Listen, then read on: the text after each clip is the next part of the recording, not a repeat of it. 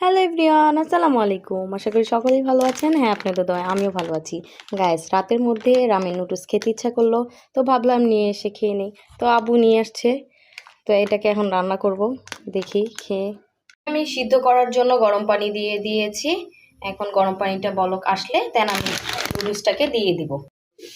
এখন বলক এসে পড়েছে, এখন আমি এটাকে দুই ভাগ করে দিয়ে দিলাম। দিয়ে দেন একটু নাড়াচাড়া করে নেব, করে এটা সিদ্ধ করে নিই।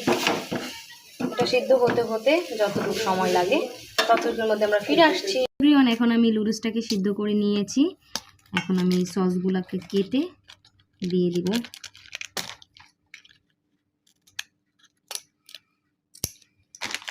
অনেক ঝাল মনে হচ্ছে না রোজা?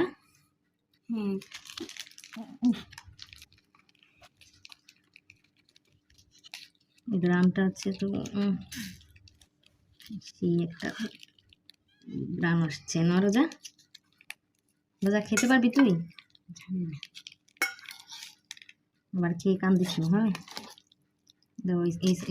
একটা মশলা আছে, এখন এটাকে এখন আমি দিয়ে দিচ্ছি।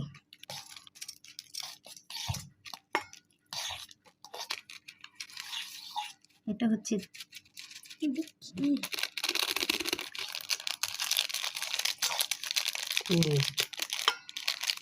এটা কি জানি আম্মু, তিল ভুলে গিয়েছিলাম। যাই হোক, এখন আমি এটাকে বলে ও এত লাল কেন? আমি দেখ আবু, তুমি তো অনেক ঝাল খাইতে পারো না। এটার সাথে কোকটা না হলে হয়? রোজা কোকটা নিয়ে আসো, মিশাতে থাকে।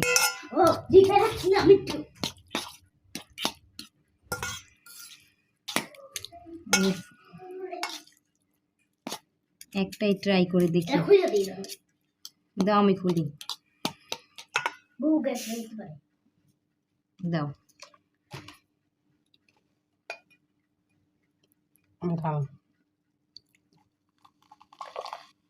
তার সাথে একটু তো কোক হতেই হয়।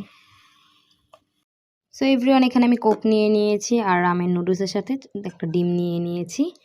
তো এখন খেয়ে দেখবো কেমন মনে হচ্ছে। ঝাল তো হ্যাঁ, আবু খেয়ে বললো অনেক ঝাল।